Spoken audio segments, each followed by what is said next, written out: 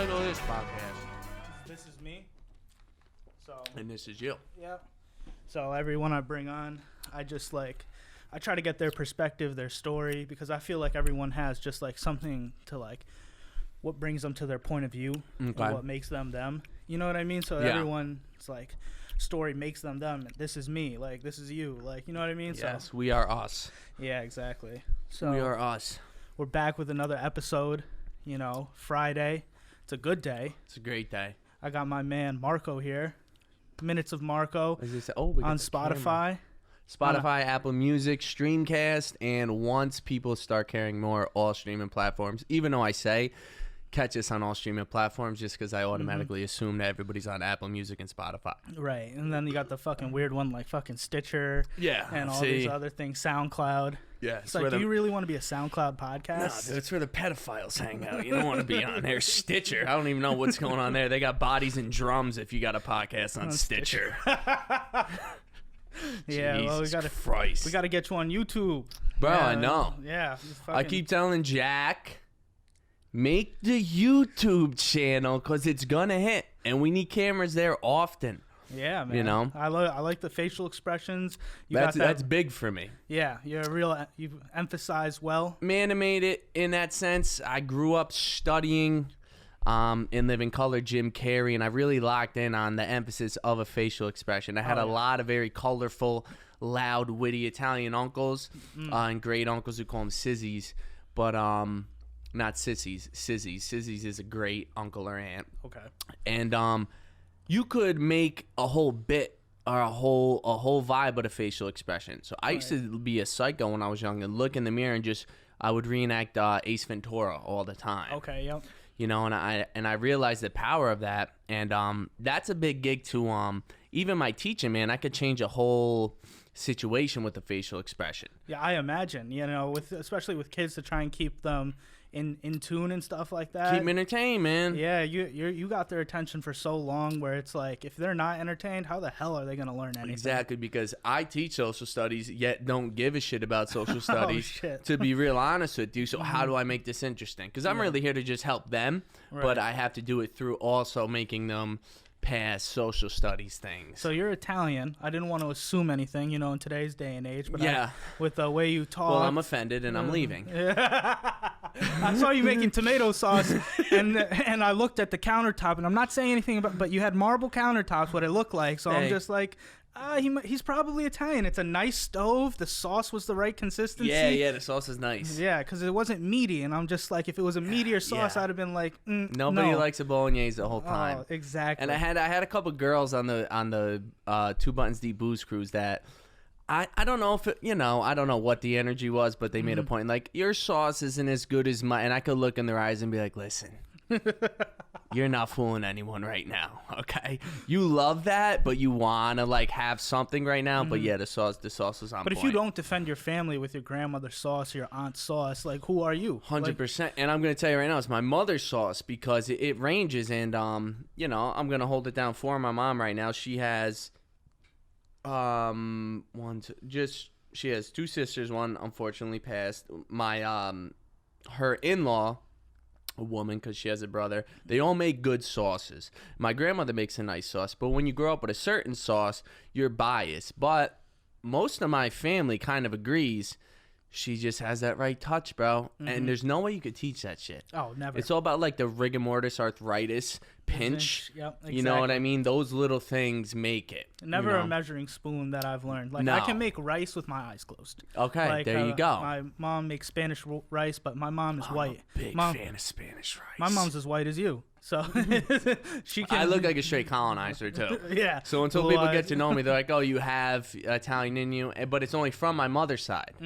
But it was a very dominant side, like any side would be. My dad was kind of this lost Irish, Hungarian, English family that my grandfather wasn't around much when he was younger. My mother's family's always been this huge cohesive unit. Yeah. So I grew up with my grandmother. You're Italian. Yeah. That's it. You're Italian, Yep. you know? That's what I learned, especially when you're part Puerto Rican. You're Puerto Rican. Yep, that's it. Don't forget about it. I don't speak Spanish because my dad was a fucking raging alcoholic, so he could never. Okay. He could never Probably teach me Spanish. He would try to make my mom teach me Spanish. White Canadian woman trying to teach 2 kids Spanish, and she's teaching just didn't fly. You know what I mean? Like no one cared enough. She's teaching the formalities too. Yeah, because what you learn about languages is a lot of times people will be like, your Spanish teacher is teaching you a form of Spanish that if you were in a Spanish-speaking country, there's no acknowledgement of dialect or anything. So you're going up to people and you sound like Siri when you're talking. You're like, hello, how are you? I learned that Spain Spanish. So when I talk to Puerto Ricans, they're just like, who the fuck are you, a Fed? Like, yeah, right. Exactly. What's going on? What's going on over here? But so that didn't really work out. But it was just like, you're Puerto Rican, but really I'm like 33% Irish, and I'm like German and all this other stuff. We're getting to the point where everybody's everyone's cohesive. But like, I think if you don't defend your grandmother's sauce, like, and you're eating another person's sauce, it's betrayal of the family. 100%. You gotta always bring up, even if their food is better. You couldn't beat my mother's, whatever. Insert your favorite food there. Yes, because it's resonating with nostalgia. And, when I smell this, I think of when I was 8 years old, sitting around a table with my cousins. So even if the taste profile does supersede that, I'm still going back to the home roots. Exactly. So we talked a little bit just before we started about you just like focusing on comedy and stuff like that, and you. Well, not yet. Not yet, but just like the way you talk and portray yourself is like very much like a comedian. Like you have like these, I don't know what to call it, these mannerisms. Okay. That just seem very familiar. Like, do you know who Sebastian Maniscalco is? Oh, come on. That guy, and just like the way you smile, it's just like I can see you just like infuriating the women of your family, just like when the comments when a comment's made and you're just in the back like, and they're just like, see, this is what I'm fucking talking about. Yes. Oh, you think this is a joke? You think I'm kidding? And it's like, I just had a whole bit in my head where this was a joke. 100%. So I've been around a lot of material. Yeah. So, and especially like, just like, I don't know if you have, I have a bunch of degenerate friends, like real gamblers, drinkers, cheaters. Like, and it just like the stories they just come to you. Like you answer your phone one day and you're just like, yo, this is where I was. I was with you. And it's like, and then you just got to follow suit. You just got to get in character, just in case that phone call comes. The thing is, what I tell a lot of people is, I have friends that are funnier than me, but they never really got the balls, bitches, to get behind the camera, kind of expose themselves, because there's always that, there's the vulnerability, there's the fear of public perception, all that. But that kind of drowned it out for me because when I was in college, I just started doing hip hop out of nowhere, bro. You started rapping? I started rapping. Oh, so you have some mixtapes out there, bro. I got like 5 full albums, bro, that nobody knows about. Oh shit. And some are decent. And we had a good time, and I remember opening up for the Gym Class Heroes. What? You opened up for Gym Class Heroes? Yup, out in Oneonta. Holy I opened shit. up for Twist in Chicago. Wait, what was your 19. How does this not come up in one of your podcasts before, or at least the ones I've listened to? My first, because you know what, they didn't work out. Obviously, the hairline started going. I realized a lot of rap. It was just it. This is what I realized through rapping is I just wanted people to hear me, and then I did so many studio sessions, and I spent, bro, I did my 10,000 hours, as Kanye would say, with writing and recording and all that, and where I really found myself flourishing would be artists are weirdos. I don't care what anybody tells you. You get a room full of rappers. You may have the ones that are really in tune with themselves. A lot of them are these insecure weirdos that just try to portray this superhero character through their raps, right? Yep. I kind of knew who I was, and I wasn't that confident person in the music. I was the confident person waiting to do my verse, cracking jokes, making everyone laugh and feel comfortable. And so I said, you know what? I'm going to ride with the personality more before the art, because the art isn't going to get my voice out the same way me talking shit is going to get my, voice out. And that's how that kind of whole transcended. did you go into like maybe a state of like depression after realizing that? Because after you say you opened for Gym Class Heroes, Twister in Chicago. Yeah. Like I would say Hoodie Allen, you know who he is? Yeah, I think that's fucking lame. I think that's success. You know what I mean? Like you've had some at bats and you've had obvious success in it. So do you get in a point of depression when you start pulling back and noticing like, hey, this isn't my lane? I never saw it as a point of depression because I enjoyed the creative process so much. So my reward was more or less being in the studio with my boys and having a good time and going in and laying down verses and not caring where the songs went. So I think I had more to, I mean, I definitely dealt with bouts of depression. I had more bouts of depression wondering like, am I really doing what I should be doing? And it's that constant questioning yourself, and that could become crippling, and you could find yourself stagnant and not moving forward. Oh man, I found myself there a couple of years ago, and I was like going to college to do like stock market stuff, and I just fell out of love with it. Like I was like really into it, and I was like doing extra work and extracurriculars and like all these different clubs and activities that brought me closer to doing that. And as like I had friends that went to Wall Street, I just realized like I don't think I want to work. Yeah. That hard, because I've been working since 11, throwing newspapers at door at fucking 3 o'clock in the morning. I've had a job ever since then, and it's just like I don't want to work for anybody, and especially in a capacity where it's high stress environment and you gotta prove your worth every step of the way. Yeah, where it's like you can work a job for 10 years and then you might be able to do what you want. Yes, and then I mean you're making good money, but it's just like I just want to work for myself. Like I've held 2 and 3 jobs, like, and if I can put that energy into something like this, some passion, and then I can see where it goes from there, so I think I dealt with that where it was just like I was terrified to get on and speak about anything, or trying to put myself out there a little bit more. Thankfully I have a cute as fuck son, so it's like it was easier to you got a kid? Yeah. Good for you, man. Good for you. I had a kid when I was 17, right out of high school. Hey, good for you. Yeah, I don't know. We got a fertile man right here. Oh yeah, guy eats a lot of figs. Yeah, the Spanish blood runs deep. You got fast swimmers. You let me fuck without a condom, you're pregnant. That's it. That's it. Sign up. Sign up. But it's cute kids. But it's just like I had that, and it was like to be able to like see him go through happiness and like his personality develop, and I could learn how to develop my personality as well, because I've always had these conversations. Like I've had friends. I think Vito. Yeah, Vaughn? Yeah. Me and him are friends. So Vaughn was the first person I ever made music with before I was scared to tell people I made music. Okay, well that's interesting because he just had something hit with Kemba. Right? Yes. Last year. So not to take no credit, but I set that up. I heard that through the grapevine. Just because I knew his talent, and I always kind of would get frustrated with Vaughn in a sense where I would see all these other producers and all these other people really making moves, and I'm like, yo, you're better. And it's nothing on them, right. But it's like, man, you have a natural sound and you're better. And anywhere I went, I would make a big deal out of Vaughn, probably a bigger deal than he really is. But I did a lot of sessions. I worked in the CKMJ studios with Cole King, and Cole King's brother is Frank Drake, and Frank Drake is Kemba's direct producer. So Kemba would always come up for sessions in Mechanicville all the time. I've had all-nighter sessions with Kemba, been in the studio with him for 2 days. Great kid. Never overstepped my boundaries. I knew I wasn't on no level to be, rapping with him and stuff, but we would share ideas, share songs.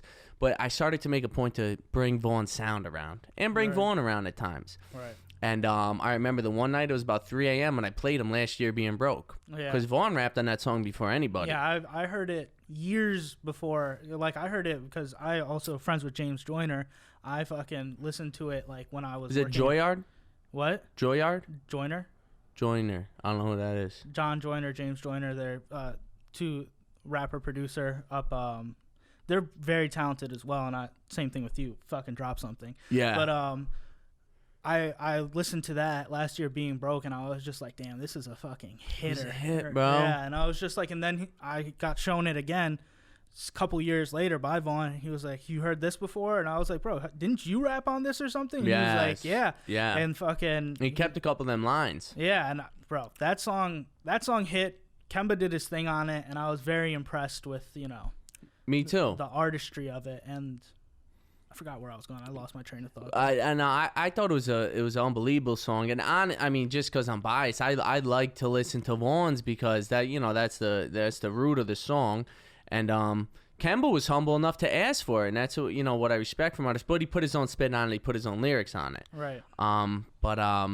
Yeah, there was just some lines Vaughn had in there, like, behind the camera often, I'm down in South by Southwest, I'm the man in Austin. Yep. It had this like Cameron, but like relaxed, just whole. I was like, bro, you're onto something. But I just wanted to see it turn into something. I hate when these people show me Genius, and if Genius stays in your laptop, guess what? It's just a file. I fucking yell that at people. Like the people that I talk to and that I work with and that like are friends of mine. Like I'm just yelling at them to be better. Like you know what I mean? And like, it's not even be better, bro. In my opinion, it's put out the content because there's so much content out there. If it isn't as perfect as you want it to be, guess what? In this day and age, we're not in the 70s. You can't make 3 albums with a combination, maybe 30 some odd songs. You have to make 400 songs nowadays because we're in that quick stimulus generation. People like Vine videos, people like 15-second videos. Young kids can't even watch full movies from front to back. You got to keep feeding everything. So just put the content out and you will build your fan base through that. I 100% agree. And what I meant by that was more along the lines of just like done is better than perfect. Yes. Like if you sit there with the content. Love that. And you're just like, oh, I need these hi-hats and I need the visual. Because I talk to a lot of these artists and they're like, I can't wait to drop this and I need the visual, blah, blah, blah. I need this guy to shoot it. And then, I'm just like, I don't believe you do. Like, fucking look at Lil Nas X dropped a meme video of just like slow motion from Red Dead Redemption 2 with his song on it and it fucking blew up. Yeah. Like he didn't have a visual aspect of it until he fucking had the money to do so. He liked it a little bit and he put it out. And, there's still artistry in that. I think that like anything with any artist, and this is why I liked buying into podcasting because no matter what, I have to do my podcast, no matter how I'm feeling. I have to put some type of content out, no matter how good or bad it be. But you get these artists that are like, I'm in it for the art. Well, all right, bro.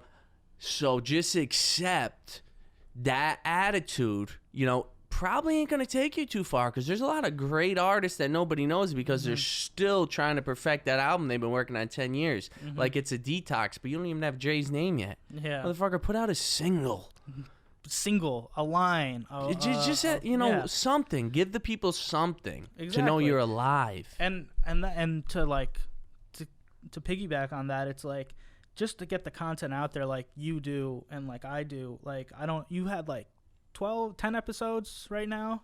11? Just hit my 10th. You just hit your 10th. Congratulations. Thank you, man. So anybody who was close to me before we hit double digits, you're cut out. So I'm on like, I think you're going to be like 18 or 19.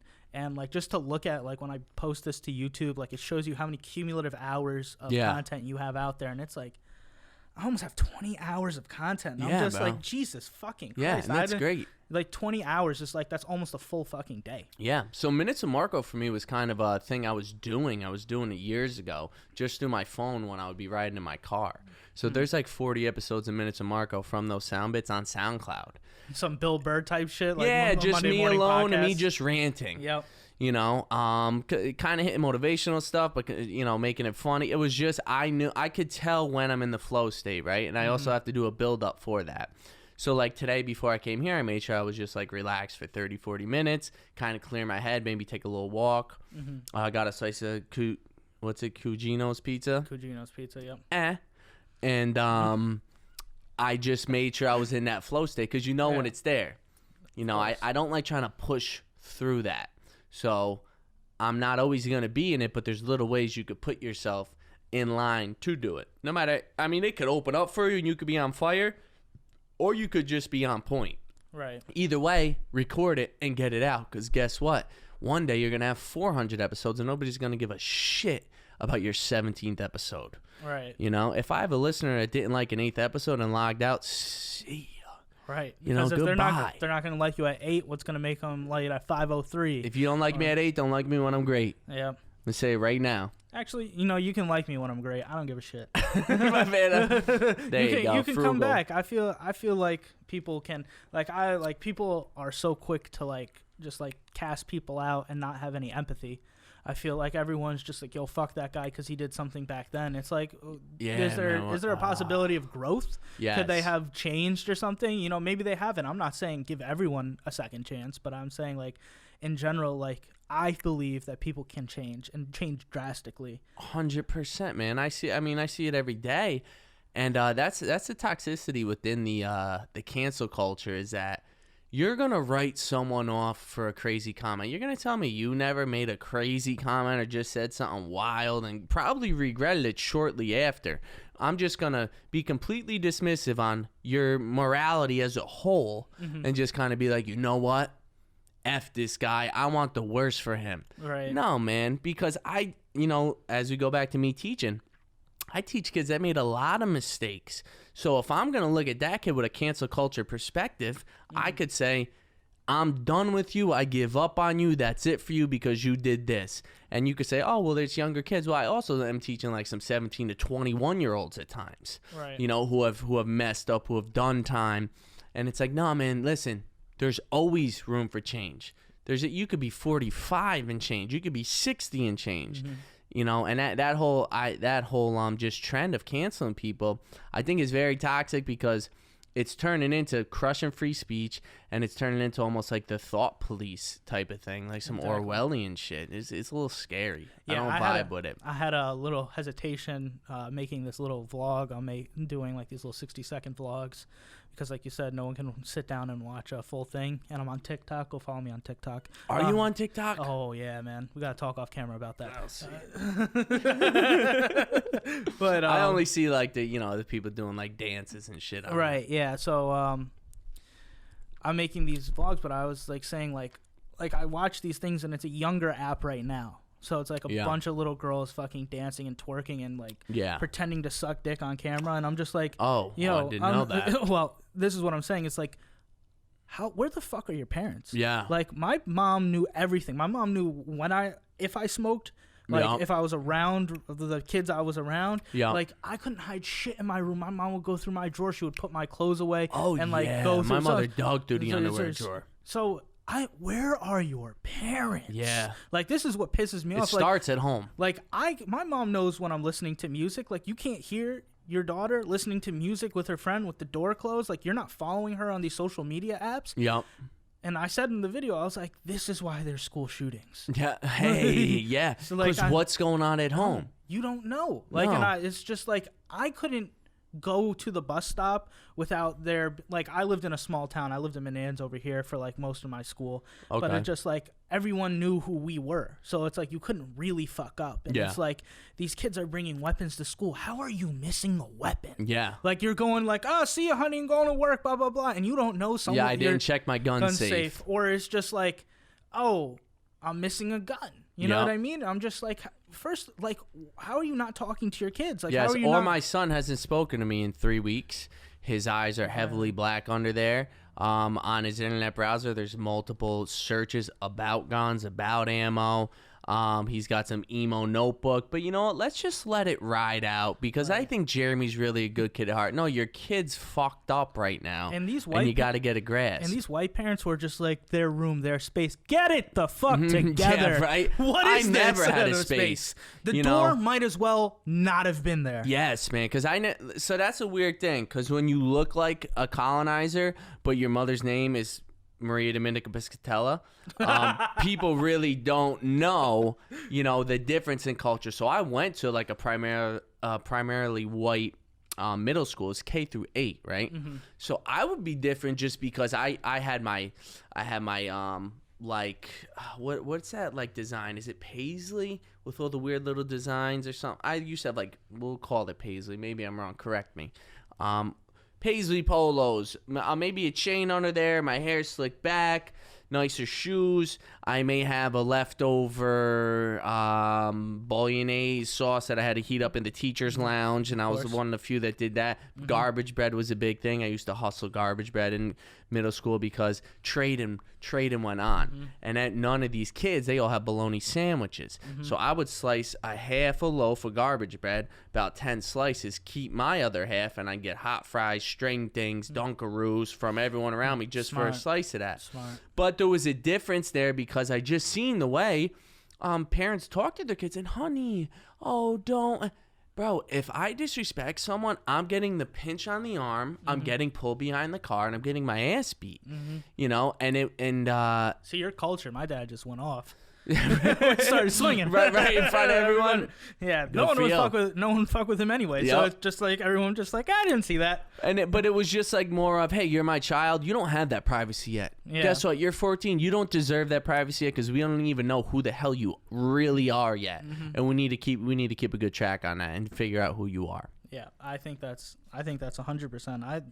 My son didn't look both ways before, like, going across the street on his bike, and like a car stopped way before, way more reasonable distance. Yeah. And I'm just ripping him a new one in the parking lot. Because he needs that. I was like, hey, asshole, you see the fucking car over there? Yeah. I was like, you want to be dead? Yeah. I was like, you think it would hurt? It was like, yeah. And I'm just like, well, you wouldn't know because he'd be dead. Yeah. So it's just like, but that hits home more with him. Yeah. It's just like, sometimes you just got to fucking grab him by the shoulder straps and be like, listen, you gotta watch out, because like nowadays people are fucking on their phones. They have autopilot cars and shit like that, and it's like you can easily just die. Yes, you know what I mean? I'm telling you who's gonna. I shouldn't say gonna because it's terrible to even predict. But people who have a very high chance of dying are the smartest kids in the world in Troy. These RPI kids can cure cancer, and they'll have the cure on a flash drive. They can't cross the street. They can't cross the street with common sense. They're waiting for the... If no cars are moving, go. Yeah. You can go. You know what I mean? But they're waiting for that, whatever. It goes from the red person walking to the... No. It goes from the red hand to the white person walking. Yeah, to the white person walking, which white privilege. I'm offended. Yeah. But I just see so many of these people, like, playing this chicken dance with cars, not realizing if they should cross or not. Or you got the one guy completely in his phone, just walking blind across the street, and it's like, yeah, one of these kids are going down soon. Yeah. Soon. And I hope it doesn't happen, but you heard it here first. Yeah, and with the younger generations, even worse. Like you mentioned earlier, like kids can't sit through a movie. Like my kids were like halfway through fucking Men in Black fucking 4, which was awful. Like, awful. Was it bad? It was. I stopped horrific. it too. Well, I respect that, and 3's might be worth a watch. 4, get the fuck out of here. Yeah. But fucking, you think Thor and that chick he was with, in Ragnarok, they were great in that movie. But then you put them in Men in Black, and it's just like, yo, like, you guys are stretching for a storyline. Oh, they put Thor in them, and I'm very out of touch with movies and new music, honestly. So, unfortunately, I feel old. See, I'm a dad, so it's like my son wants to go see some of these movies, so we go and see it. You go out, check them out. I've seen every single Marvel movie, and someone's trying to preach to me, Connor, you know who the fuck you are, trying to say that Spider-Man Far From Home is like a 7.8.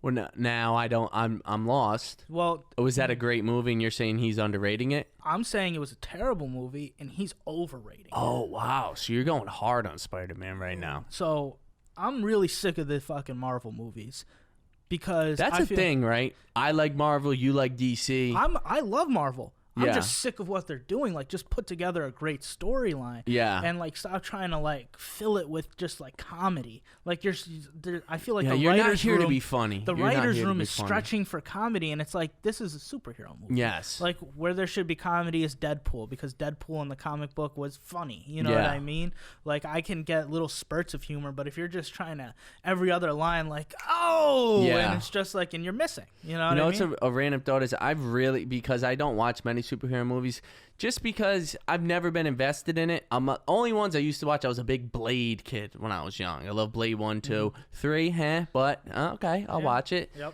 But just predictable, they're going to win. This is what I want. I want the director just with some balls. New Batman, right? New Batman, 40 minutes in, all of a sudden, Batman gets stabbed by some dude that's fiending H, and he's dead, and the credits come up. And we say, this is real life, kids. Not, he doesn't win every time. Gets hit by an Uber driver, gone. You're my hero, because that's always what I want. I want the superhero. That's why I like the Joker, because I was like, Did you see the Joker? Yeah, I did see the Joker. Spoilers right now. When he killed his mother, I was like, "Oh, let's go! Thank God!" I was like, I wasn't seeing that coming, but I was like, "Thank God!" And that's why you liked it. Yeah, I was just like, "Great!" Throw me off balance. Yeah, exactly. Keep me on my toes. The black chick that he was banging, never there. Right? Killed her and his daughter. I was like, what got me was like, no one's peeking out of the apartment to say, what were those gunshots? Just me. Yeah. I'm just saying. Yeah. And another thing, black people leaving their door unlocked in a ghetto. Yeah. Come on. That doesn't happen. Highly unlikely. So and answering on the first knock. Well, she didn't. He just walked in. He just left it unlocked. Oh, yes, when he came out of the rain, right? Yeah. And he just sat there, and I'm just like, yeah, all right. Yeah, there we go. Yeah, I'm a big critic guy. You know, when I watched Endgame, I was just like, there was like the time thing, and I was just like, they kill the Thanos, the past Thanos, and the future. See, I'm lost now, but you could go. Okay, so bad guy in the past came to the future because they already killed the guy in the future, the original bad guy. So now the past bad guy is now in the present, and they kill him. Okay. And they're saying everything's fine. Well, you just killed the past guy that you guys fought to lead you to here. You know what I mean? Like, so he needs to be alive. Okay, so it's just time travel thing. Because I was a big critic about that in Back to the Future. You know, the storyline. See, not a film buff, but also that last movie you talked about. Way too much time for my mind to cover because I have a very I kind of have that ADHD quick twitch mind. Okay. Where I could follow the Joker just because I'm like, oh, this dude's like progressively getting more mentally fucked up and bad shit's gonna happen. But the bad shit happened when you least expected it. Right. And that's a really And I like the ending. If you give me a movie that's mediocre and you give me a great ending. Yeah, well, he was on the car, right? When he was on the car and they kind of linked it with the Bruce and And now is he gonna be in the next one? The Joker? Yeah. I don't know. Joaquin Phoenix? I don't know. I would like to not go back to the Joker because we already had... So you think that should be just a standalone film? I think it should be standalone. Yeah. I think if you're going to bring the Joker back, wait 5 years. You know what I mean? Like, make 2 more Batman movies and then let's, ease into maybe another Joker. Because I think... Joaquin Phoenix played a beautiful Joker. You have Heath Ledger, who played a phenomenal Joker. Yeah. And then, you go... Who do you like more? Or would you say they're not comparable because of the setting? I would like to say they're not comparable. That's a pussy answer. So I'm gonna go with Heath Ledger because I just like that. I just love that, that psychopath thing. Yeah. Just the licking the lips. I seen that one too. Yeah. Just with the knife in the mouth. We're so sick. And just with the anarchy, all those were just quotables. You know what I mean? Where it's just oh, man, the Nolan brothers just know how to make a fucking movie. Yeah, man. Know? I mean, this guy was just, having, confidential sex with the man on a mountain. All of a sudden, 2 years later, he's the best villain in all of acting. Yeah. You know what I'm referring to there? He was in that Brokeback Mountain. Yeah. Is what it is. Yeah. It's versatility. Yeah. There's nothing on that. I mean, hey, if you want to go have confidential sex on mountains, you can. And if you want to just have it out in public, I'm not looking, but do your thing. Yeah, do what you do. So I want to shift into you were talking about being a rapper and all this stuff, and then which is weird because I didn't want to start with that. That's all right. We flow into it. But you're a teacher. I'm a teacher. So did you get that stuff done before you were a rapper, or was it after the rapping? During. So I call myself a juggler in a way. Yeah, I'd say. So right now, I'm teaching. I'm running an after school program. I'm writing a thesis for grad school to get my master's. I'm doing this podcast and doing videos for 2 Buttons. Oh, Jesus. So it's I never know what the hell's going on. I'm not this organized, structured person that wakes up and tells you oh, you could go crushing this. I'm just I wake up, I take a shower, and I'm like, what the fuck do I gotta do now? Sounds like your house is on fire all the time. Basically should be. That probably would make it a little calmer because I would have one thing I really had to do. Yeah. But yeah, man, I went to Hudson Valley School because I remember my father sitting me down and he had a fireman's exam and he had a waste management garbageman's exam, and he said, you're either gonna go to college or choose one of these, or you gotta move out. And I was like, all right. No to those 2 things. Then I'm like, where am I going to go to college? Didn't know where I was going. I had a cousin who went to Hartwick, which is out near Oneonta. Went out to Hartwick, went to a party, ended up in Oneonta, had a great time. I could do this college thing. This is what I like. Yeah. went out there. I had no idea what I wanted to do, and I just took a public speaking class. And a woman came up to me, she was great. She had a gimp and purple hair, and she was a world traveler, and I think her name was something. Maybe O'Malley. Very Irish sounding name, right? Mm-hmm. She tells me I should be a teacher, and I said, I didn't know what I was doing in there, bro. I had no idea. I was lost. I'm like, if you could help me line up my classes, I'll do that. So I started doing that, and I started teaching at a Job Corp up in Oneonta, where kids from the city went to go get their GEDs. Right. And I was just surrounded. They're kind of my age, most of them. But I realized then and there I liked working with. I want to be around more kids than adults. Because if I worked around adults all day, I'd be fired. Because I can't stand adults who act like children, but I can understand a child who acts like a child. Right. You know what I mean? Mm-hmm. So then I just did that. I got through. In the meantime, I started making music. We had a recording studio. I was really big on Gangstar, Outkast. Who else was I huge on? I know you're a big Kanye fan from listening to our podcast. Listen, I liked Kanye a lot. Jay. I loved Wu-Tang. I was that guy who said that was real rap. So I focused on lyricism, right? Right.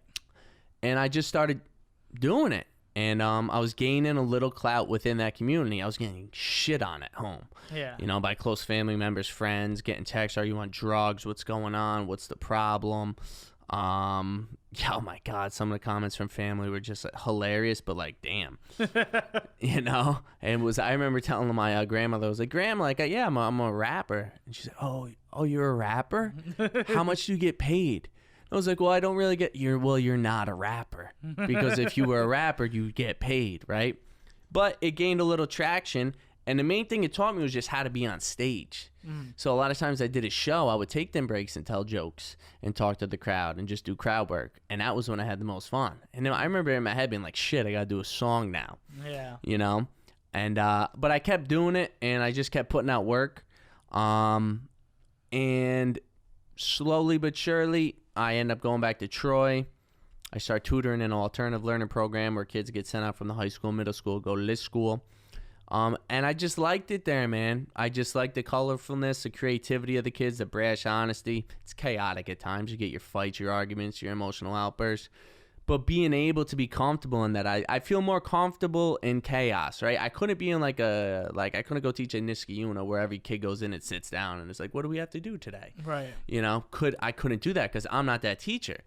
I wasn't that student. Mm-hmm. So I related more with this populace, and I fell in love with it, man. And I love my podcast. I love everything I do, but nothing has been more gratifying than just kind of serving a kid, and whether it be helping him learn a lesson, finding out he ain't got food at home, hooking him up with a food pantry, finding out he don't have a comforter on his bed or a mattress, figuring stuff out, just helping the people, bro, because there's a lot of good feelings you could get through avenues, but I truly believe there is no better feeling than helping someone else. I'm a big believer in that, and that's kind of kept me on this path. That's amazing, because just helping my son with homework, I'm not a teacher. I get angry way too fast. Yeah. Just with the kids out here that play basketball, they made some comments the one time, and I was just like, all right, let's play some basketball then. Yep. Took him to the hoop. Yeah, there you go. Put a little body on him. Yeah. Did one of them get hit by an elbow? Yeah, but not in the face. Hey, you're playing a grown man, kid. You're playing a grown man sport. So I was just like, nah, I could definitely never be a teacher. Yeah. Because I'm just like, I'm too. I have empathy, but I have empathy for people that can learn. But these kids are just shitheads. And, they're cracking jokes. I don't understand how you do it. Someone cracks a joke. I'll crack them back, bro. You crack them back? I crack them back. See, you're not cracking the same jokes because I'd have got fired. Okay. So, there's a little more freedom in my school in a sense where the culture is, we understand, dialect and tones in the kids. It's big. It's always good to, and I try to tell people this when they get into it, listen, you're dealing with these kids. They're going to say some things you don't like. If you don't like the shape of your nose, they're probably going to tell you they don't like it either. If you wear this, they're probably going to make fun of that. If you can't deal with it, you got to get out, because I love that. I love that banner back and forth, because I could go at you too. Now, I'm never going to demoralize or demean your clothing, because you can't help that. I can just find little ways to crack jokes because that's what I grew up around, bro. Italians ball bus all day. Yeah. You know, so the wit is there in a sense where you say something, bang, now we both laugh. We have that connection. Right. When a kid sees a teacher get mad for that kid being himself trying to crack a joke, they automatically perceive that teacher as somebody who can't connect with them or doesn't like them. Right? And now there must be something wrong with me because this guy in a tie, you know, looked at me mad because I said he had a bald spot. Well, bro, you do have a bald spot. Embrace it, okay? Embrace it. Yeah. And it's just like navigating through that, man. It taught me a lot of patience in a sense where there's times where you could blow up or you're breaking up a fight and kids getting upset, kids start swinging at you. My initial reaction is just a 1-2, right? Yeah. But then it's also like, I have to keep this kid safe at this moment. You know, and we have to, you know, do certain things to de-escalate fights. If I have to take a kid down, I have to secure the back of his head to make sure his head don't hit the ground. Now, what if he's still going at me? You got to navigate in that sense. There's a lot of control you need. Yeah, you got to control that beast. Yeah, as soon as a kid stepped to me, I wrestled for 5 years. So. Oh yeah. So you know what you're doing. I'm gonna mollywop somebody. Know what you're doing. Yeah, kid, you're going up north. No, you're going down. You're gonna go up north, and then you're coming down south. Yes, you sir. know what I mean? So yes, sir. I, as someone who now realizes the hell I put a couple teachers through, just like my group of friends, the degenerates I was talking about. Yeah, me too. Like, I don't understand about it. When you smell a weak teacher, yeah, it's like fucking sharks. It's blood to sharks, bro. Oh my God. Like, this one woman, she just had too nice of a voice, and we could tell she was never going to step up. Yes. So I just remember taking this kid's shoe and throwing it out the window. Yes. So, like, in a courtyard, it was like level, and I was like, oh, you know, everyone's laughing in the back. She's like, shh, you know, whatever. And I'm like, get up, and I like hop out the window, and I like hop back, trip over. What's going on? Da da da. You know what I mean? Just demoralized her to the point where it's like teaching high school kids wasn't your forte. Yes, no, it's not. And there's nothing wrong with that though, bro, because the student shouldn't have to adjust to the teacher. This teacher should have to adjust to the student. Right. You know, and if this don't work for you in this population, you got to get out. It's not the kid's fault that you got a million suspensions or something. It's got to be something you're doing. So you're not able to connect with this place. Maybe you could go somewhere else and do well. That doesn't mean you probably know your content, your curriculum. You probably know all that, but it all starts with relationships. Teaching is nothing unless you have relationships with kids. Yeah. So if I don't gain your respect right away and I don't make you want to be in my room, you know, I'm lost there. So my thing is, I'm going to be the biggest comedian in the class. I'm going to be the one who puts on the show. Right. Okay, I'm not going to sit back. I'm going to outdo you, bro. I'm an entertainer. So watch me work. Now, if you don't want to comply with my rules, and my rules ain't that strict, what I do is I withdraw that personality. So now I'm not giving you that fun-loving person you like, and it takes about 2 minutes. Right. And I'm not the guy that's like, I'll wait. You ever have that guy, that teacher? Of course. I'll wait. And you're like, bro, wait. Yeah. You know? You're going to be waiting Wait forever. as long as you want. I'm just a guy like, all right, you're not going to have more fun without me. Right. Right? So I'm going to pull that fun back from you. And then eventually, bro, it just starts naturally happening. And now that I've been in it so long, I got my sophomores and juniors that will come in on the first day and just let my 8th graders know, this ain't the one. It's not the one you're going to disrespect. You will have a good time in this class, you know. But you do have that beginning of the year thing where you got to put your foot down and certain things can't be tolerated. And I express that in my own way. I never go too crazy, but I could let kids see the dog in me by releasing it for a second. You know, who are you talking to right now, bro? I don't know what you think this is, but this ain't going to rock like that. That kid will end up being your best student. Right. Because kids are really begging for structure, but they like structure the way they know it. You know, I'm not going to go crazy and yell all the time. You know, it's more like a Cesar Millan thing, calm and assertive. Yep, right? You know, I hit my kids with a couple of those. Yeah. But yeah, it's like a it thing, man. And I hate to say it, but it's like you got it or you don't. And if you don't got it, go find somewhere where your it works. I 100% agree with you because the worst thing I had were bad teachers. It's the worst, bro. And I don't know how you feel about it, but people that read from the textbook, leave.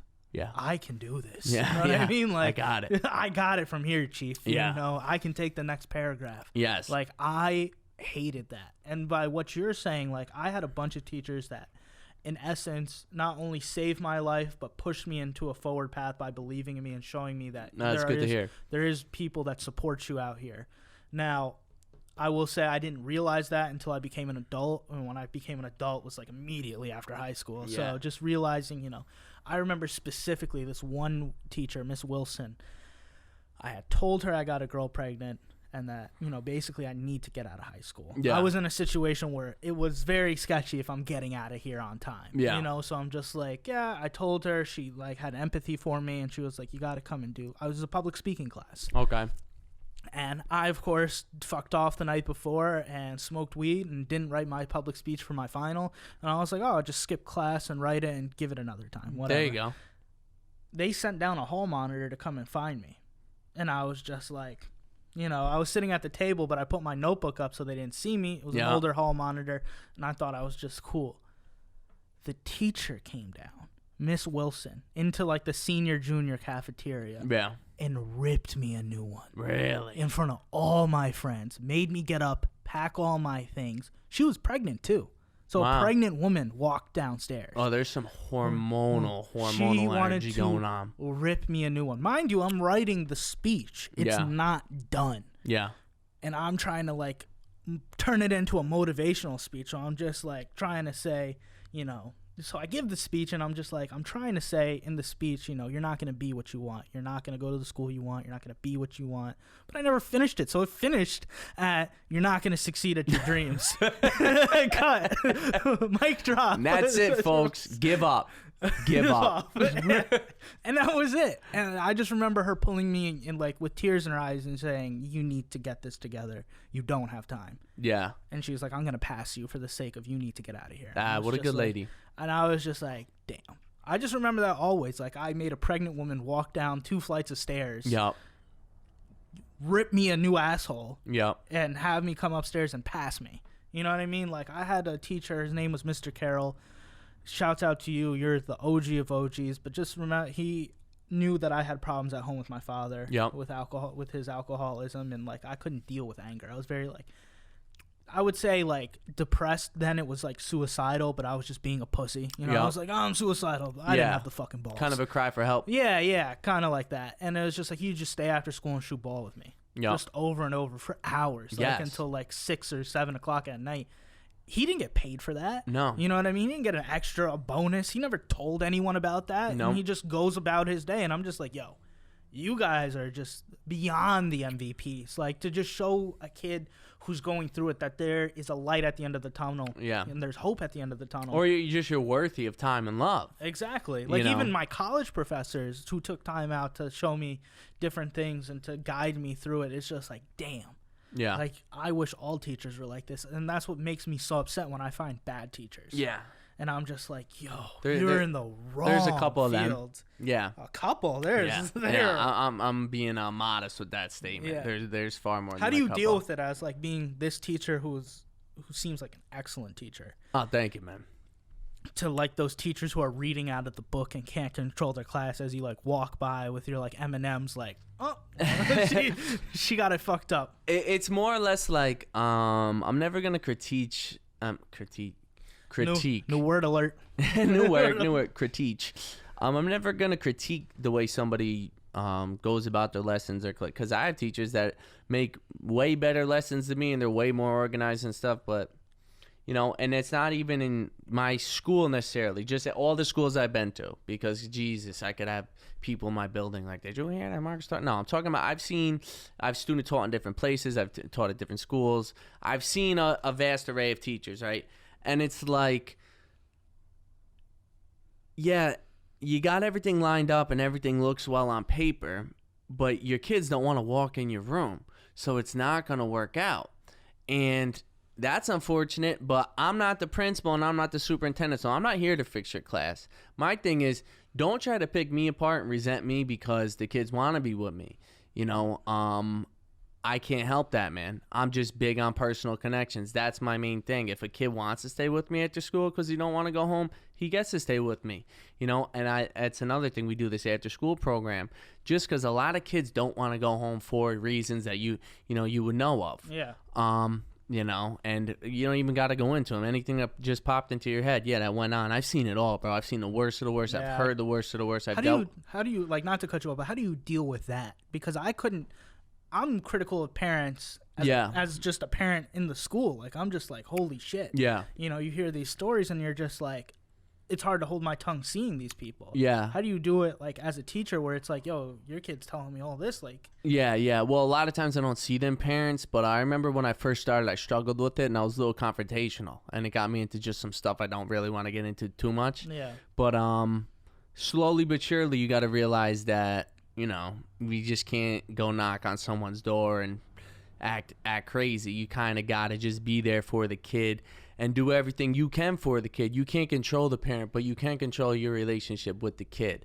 The hardest thing for me really was trying to EQ them highs and lows, because you've had these joyous moments where if I could get a kid who's depressed, abused, and neglected, and he's laughing his ass off for 40 minutes in my class, that's a big win for me, because that kid needed to smile. He needed to feel that emotion and know it's real and know it can exist, But secondary trauma is a real thing that people don't talk about, man. Oh, yeah. When you're around all this and you hear all these stories and you see kids come in that are, cut up or got bruises and stuff, it's taking a toll on them, but you're going home later and people are like, how's work? And it's just like, Jesus Christ. I mean, let's not get into it right now. I can imagine. And a lot of times, and I feel bad sometimes, but I'm not that social after my work. I kind of give everything I have, and then I need to recharge my batteries when I get out. So, like, I'm not going to want to, talk and converse and smile and laugh around, because I just got to digest everything that goes on. And unfortunately, you gain a sense of numbness to it, because you have to be the rock. You cannot be the emotional unstable one for them. They're looking for someone to stabilize their emotions. Right. So you have to be able to kind of compartmentalize everything that's going on with them and be there. Right. And guess what, bro? I'm going to be here tomorrow and we could talk, and I'm going to be here the next day and we could talk. And if shit's really going south, I can meet you Saturday and we could go out to lunch. Or I used to take the kids to Sky Zone a lot, jump on them trampolines and shit. And, it's just, you deal with it by, your mind becomes callous to it. So at first it's a shock. And it's like, you hear people and they're like, oh my God, you deal with so much. You're a hero. This is the shit I hate. When people are like, you're a hero. You do such great things, this and that. And it's like, okay, but I really don't do it for that. I do it because this is the craft I've chosen. Nobody forced me into it. I love what I do. And I get a lot of reward out of the kids, out of their wit, out of their humor, out of their strength. I always tell my students, identify with your struggle. Never shy away from your struggle, because your struggle is going to give you leverage over people that never experienced struggle down the road. Mm-hmm. Guess what? We're both competing for a job. You're going against Joe Schmo who had a great life his whole life. You come from a broken shit house. Both of you are going to come across an obstacle. He's never faced obstacles. Your whole life you've hopped obstacles. It's going to be nothing for you. But how do we get you there? Right.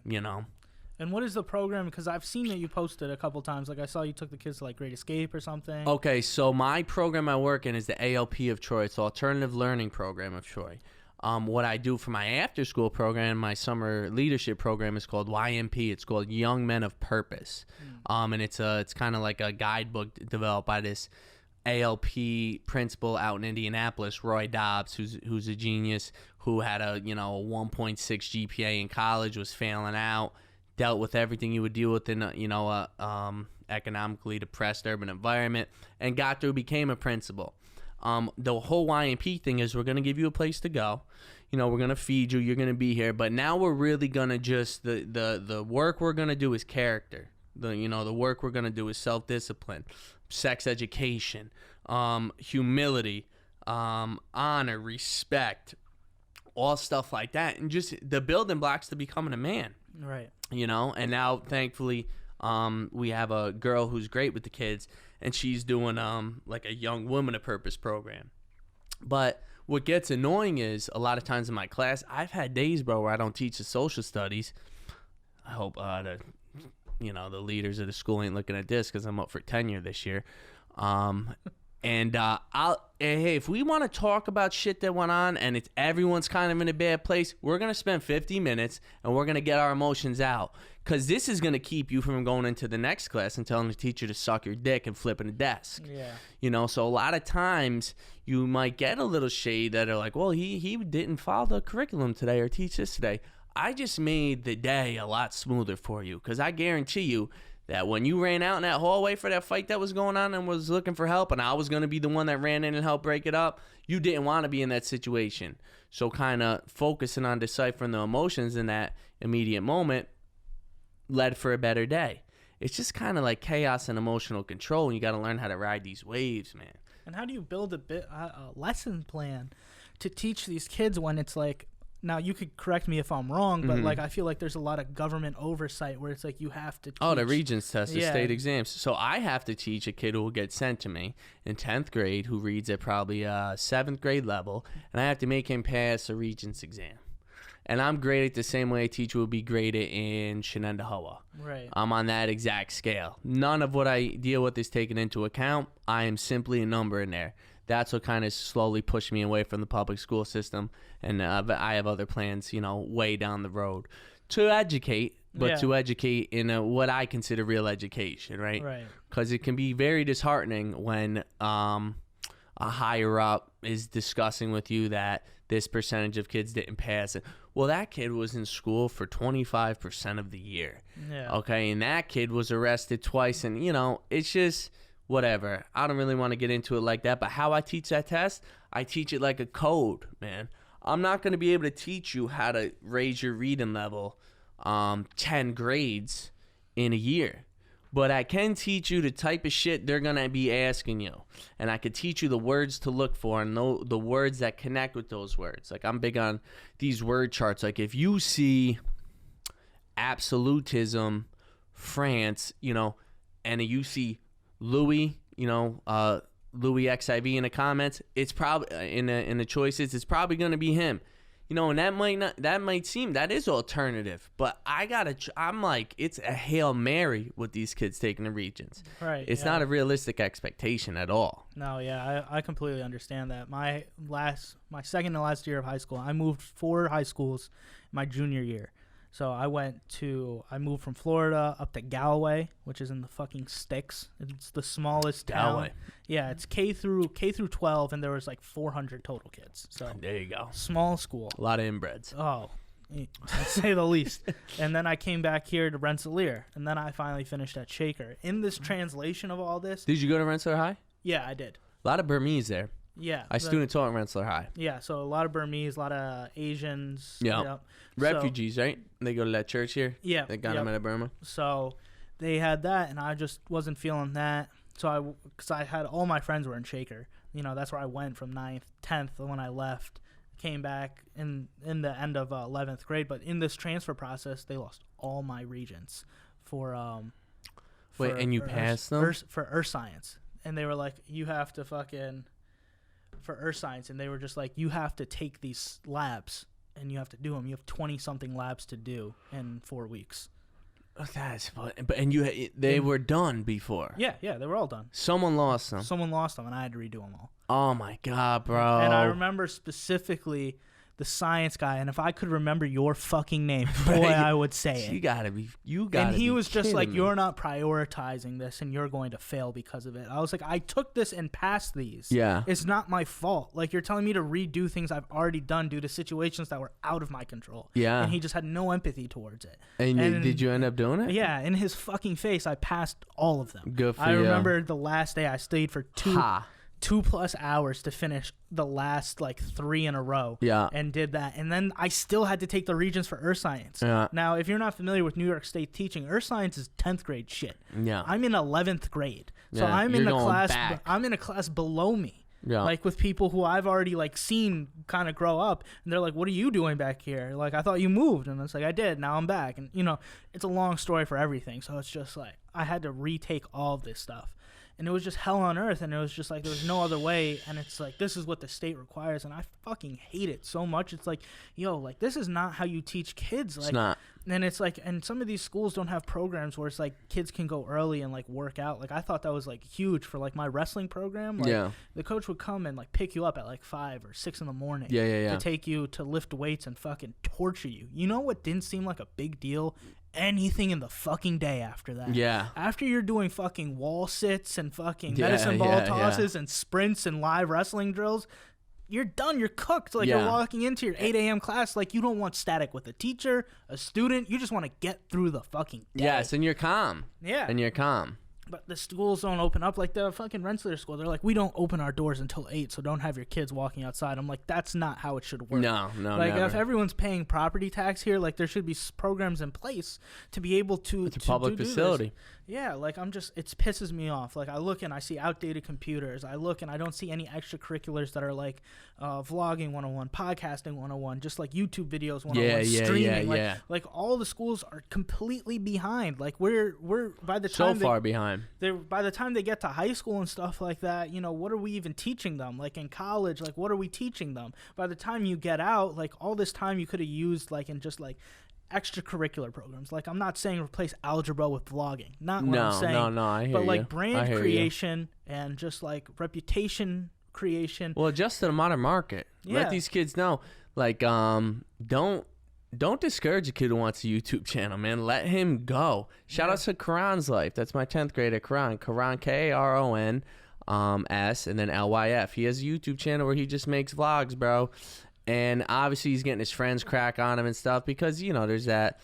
Anytime you step outside the box and do something, you're going to have people you're going to be fucking different? Yeah. They're so scared to actually do that, so they just want to ridicule you until you stop. But I can't dive too far into it with my kids. I am in the works with my boy Joyard over at the Sunroom Studios in Troy now. He's a manager for a lot of good artists, but he's gonna hook up a couple of my kids who just learn basic engineering and, you know, how to lay down rap songs and shit, or just creation in general, man. Having these skills. And I tell my kids, I say, listen, I understand because kids know. The kids know more than anyone. They're like, why do I need this? And I will say to some kids, you probably won't need to know this down the road. I say the one thing about school I will tell you is no matter what you're in, even if you're in some shit you think's really fun, if you want to be successful in it, you need the diligence and the focus to sit down and do some shit you don't want to do a lot of the time. So 100%. You don't want to do this assignment right now. I get it. You may never use it, but it's going to teach you the diligence to sit down and get some shit done that you don't want. Now, you got to translate that into what your passions are, because your passions will be your passions, but nothing comes out of a passion without hard work. Nothing. You know? Yeah. So now, okay, go home. Learn how to code, bro. I can't be with you at home the whole time. Guess what? Here's the difference. You got Google, my guy. Google. You got YouTube, Skillshare. You could learn. You could learn, man. If you really want it, and I see some kids who really want it, and they're doing it. You can do it. Now, those are kids that have that drive naturally. But who's to say if we incorporate those classes within the regular curriculum that it won't just spark a certain student that wasn't going to have it on his own, and now he does go and do it. Right. No, so it definitely needs to be incorporated in schools. So media, filming, photography, sound engineering, podcasting, all this stuff, man. Mm-hmm. The world's 100%. Just an independent avenue now. Yeah, with the internet and all these other sources where you can like upload and post your music yourself, you know. I understand it's like just a clusterfuck of content out there, but just like to be able to get that out there and to curate a brand, like people aren't taught that. I'm still fucking learning that. Like, me too. So I'm trying to curate a fucking brand and I'm not understanding how to do it, and it's like, yeah, the school helped in the concept of I don't want to do this, but I'm going to not want to do a lot of things that come with podcasting. Yeah. I don't want to. I was just doing something today where I was saying I fucking hate editing. Yes. You know what I mean? I do it because I have to and I have no one to do it for me. Yes. But I don't like editing. I don't like, you know, some of the social media aspects of it. I don't like trying to be active. Like in reality, I'm an old guy, you know, in the sense of I have a kid. I'm 24. Like I just you know, I feel old. So it's like I could not care and just raise my kid to be the best man he could be, and I'd be completely happy. Yeah. But there's this little thing in the back of my head. It's like, you want self-fulfillment too. Yeah, exactly. Where it's like, hey, you never did the things you wanted to. And like at this point, I'm just like, it's unacceptable. I've seen my mom go through it where she wanted to do other things and never got to. You know, I see my dad with regret in his eyes, and it's like, don't want to live like that. No. I'm going to figure it out. You know, it might suck right now, you know. It might not be as many viewers as I want right now, but it's just like, it's the grind. Like you said, you know, like Kanye said, 5 beats a day for 3 summers, right? Yes. Like, you got to put your 10,000 hours in, and you might just suck at it, but it's just like, you have to put the work in. 100%. Like, you're not going to be a Canelo Alvarez by going to the boxing gym twice, or even better example, Abraham Supernova. You're not going to be 17-0 because you have quick hands. Yeah. It's just not going to happen. No. You have to go through the fucking... You think that guy wants to wake up at 4 and run 8 miles? No. You know? No one in the right mind does, you know? But he knows what he wants, and he knows that requires If you want to be a champ at anything, if you want to be Instagram famous, if you want to be, you know, you want to have a good podcast, you want to do any of these things, you're going to just have to grind it out, you know? And a lot of it's going to suck. Like I say it all the time. It's like life sucks the majority of the time. Yeah. You get these little fucking high points, you know? But that's it. Like, you're never going to just be, like, here. Like, even at that level, when you get here, like, the high points are just even, like, you have to make bigger accomplishments. Like, after you get the house, the car, the girl, you know what I mean? Like, now it's just, like, what else can you do? Like, you're already up here to get up here. Like, it's going to be few and far between. So just get used to the grind. 100%. I mean, they say that the greatest artists always die unsatisfied. So there's never a great artist that dies like, oh, I did it all. No, they're like, oh, shit, I should have did this. I could have did this. I could have advanced on this. But, yeah, man, I couldn't agree more with you. And I think when you talk about you feel old, you got a kid, and you could just, you know, focus on him. I like that obviously you're focusing on your child, right? But I like that you're pursuing your own avenues because you need self-fulfillment. People try to take that away from you. They say, you got a kid, it's all about him now. Yeah, it is, but guess what? There's a certain percentage I can dedicate to myself so I can look at myself in the mirror, and I'm not trying to vicariously live through my son, so I'm not the little league dad getting in fist fights because I never did it at fucking JV baseball at my local high school, and and now I'm putting the pressures that I didn't achieve on my child. Those are the most stressed out kids in the world because the dad's hammering down on him to do so great because he didn't do shit. Let your kid go do his shit and let him do it how he's going to do it. Yeah. You know, and feed confidence. Don't feed you did the wrong thing, you didn't do this right, you got to get better at this. Let the kids have fun, man.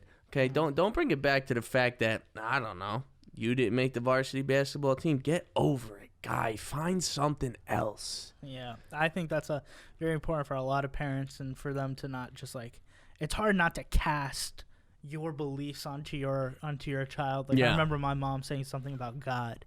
And, like, my son goes, who's God? And I'm just like, oh, shit. I'm not a religious person at all. And I'm how do just I wrap this? Yeah, how do I say there's some guy you can't see that's all powerful, that knows everything you do. And if you do any of these fucking sinnings, you're out. Straight to hell. You know what I mean? I'm not going to fucking confuse him with that shit. Like, I was fucking asking. I went to a religious school, and I just remember asking all the fucking questions in the book, like, just like, just challenging them, right? Why not? And Sister Carolyn was great. She answered all my questions. She would go back in the Bible and look and like come and answer or give me the answer she could give me. There's a lot to learn in Scripture. You know, people demean religion, but there's a lot. My whole thing is like, if you're not this like a religious freak who's like, you did this, you're gonna die. You ate meat on Good Friday, you're gonna die. If my God is gonna send me to hell for eating a burger on Good Friday, I don't really mess with that God enough to want to be in this heaven. You know, it's more or less like a guideline to live a good life. My dad was never this overly religious person, but he, like, in a sense where he goes to church every day, he does all these church events. He prays every day, always doing Father, Son, Holy Spirit, praying for his family, praying for everyone. But when I was getting all nervous and I was young in religion class, because a lot of Roman Catholicism is like a indoctrination of guilt in a way. You're not doing enough this. He's like, yo. I remember we were playing some game. It was like a board game. And that conversation came up, and it's one thing that's locked in my mind. And he's like, you know, when you do something good, you feel something in your stomach, right? You know, when you do something bad, you feel something in your stomach, right? Follow the good as much as you can. That was it. And that's all you really need to hear, man. Boiled it down. Don't read the Bible. Listen to that. Right, that's it. I'll write it up for you. Yeah. $17.99 a copy. I 100% agree. Like, I think like, it's hard with kids. Like, I try to say, like, none of the things we do now, we're not going to see the end result of our actions or our decisions until 10, 12, 15 years down the line when they can properly convey their feelings to you. Yeah. And then you're just like, fuck. Yes. Like, I don't know if fucking screaming at my son while doing math homework is going to affect him down the line. Yeah. I was angry, but it might fuck him up, you know? Yep. But he ain't bringing a gun to school. You know why? Because I fucking check his shit every day. I'm in the underwear drawers, folks. I'm looking at the browser. Okay? It's not going to be my kid, and I need to know. What Yeah. happened to the parents when this shit goes down? Like, do they get brought into... Like, they don't get... Listen, it's a topic for another day. But, Yeah. you know, I'm fucking... It was so great getting you here, man, because just listening to you through your podcast. No, I appreciate it, bro. You know, I feel like, you know, through podcasts you get to know somebody. And Yeah, for sure, man. Yeah. I think we have a lot in common. You know, I really appreciate you do what you do for the kids and stuff like that as a great teacher, it sounds like, and just like really supporting everything. And, you know, I saw your tweet or your thing on Instagram where you want to pay rent with nothing but podcast money this year. Yeah, man. I hope that's going good for you. That was big. Yeah, that was big. I actually just got a house. You got a house? Yeah, I got a house. You Not all bought podcast money. No. Well, unfortunately, my uncle passed. And he kind of left it to me in a will, so I'm just kind of taking up the mortgage. But unfortunate circumstances, but I'm grateful I'm in a financial situation where I could, you know, handle it. Yeah. And I'm sick of landlords, bro. I hear you there. I'm definitely sick of them too, but this one's very patient with me because God knows I'm broke as a motherfucker. I am not financially secure. I am not Marko right now. Well, bro, financially secure for me was paying off. And first off, I kind of lied on that thing because that check came from 2 months of work. So it wasn't like I got all my money for that month for my rent. But sometimes you just got to butter shit up. Fake it till you make it. Yeah. You know, but yeah, bro, I'm happy to be on here. I didn't feel no rush to encompass everything about myself or get into too much about you because I feel like we could just kind of go back and forth. I'll have you on Minutes. I'll come here. We could build a little podcast and relationship through this. Yeah, man. I support a lot of people. You were like one of the first ones because I was excited when you started your podcast from Bachelor's Chop to Minutes with Marko. Yes, sir. You know, I like what you do on 2 Buttons Deep. You know, like I said, put a fucking camera in the studio, anything, a cell phone, God, something. Yeah. And, we do need some. We need this. Yeah, I mean, we'll talk after. But, yeah, you know, I appreciate you coming on. I appreciate you being a dope person. They can find you on Instagram. Yeah, Instagram is at Marko, MARKOO, at Marko of 2BD. MARKOOF 2 the number BD. On fuck Twitter, bro. Nobody even looks at Twitter. Just find me on Instagram, basically. I'm just riding on Instagram. If you want my Twitter, Marko's Modern Life, but the life is LYF.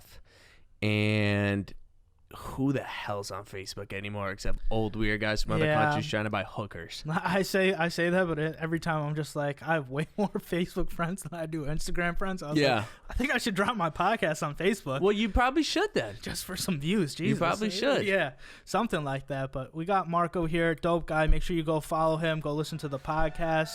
Thank you guys for tuning in. Catch you next time. Peace out.